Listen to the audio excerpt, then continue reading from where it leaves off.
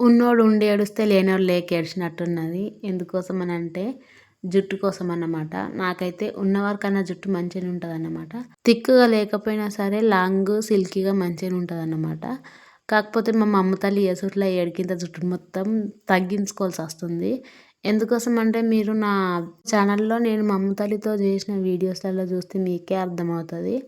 ఇంకా మా అమ్మ తల్లి నా జుట్టుతోని ఎంతగానో ఆడుకుంటదని చెప్పేసి. ఇంకా పొద్దున దాకానే కాదు తెల్లందాక కూడంగా నిద్ర మబ్బుల కూడంగా అమ్మ జుట్టు అని చెప్పేసి ఒక చేతేమో నోట్లో పెట్టుకుంటది. ఇంకొక చేత్తోనేమో హెయిర్‌ని పట్టుకుంటదన్నమాట. ఇక ఈ హెయిర్ తీసుకొని ఇట్లా స్మెల్ చూసుకుంటదన్నమాట.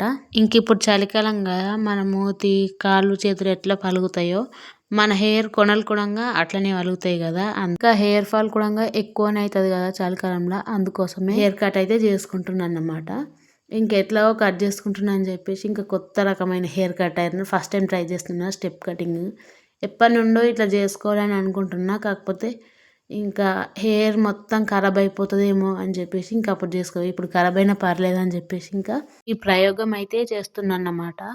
ఇంకా నా హెయిర్‌ని చూస్తే స్టెప్ కటింగ్ చేసుకున్నట్టే లేదు. ఇంత స్ట్రెయిట్‌గా ఉన్నాయి కదా హెయిర్. ఎట్లా చేసినా కానీ నార్మల్ హెయిర్ ఉన్నట్టే ఉన్నది. ఇంకా వీడియో విషయానికొస్తే ఇంతేనండి. వీడియో ఫస్ట్ టైం చూస్తున్నట్టయితే ఛానల్‌ని సబ్స్క్రైబ్ చేసుకోండి. వీడియోకి లైక్ చేయండి.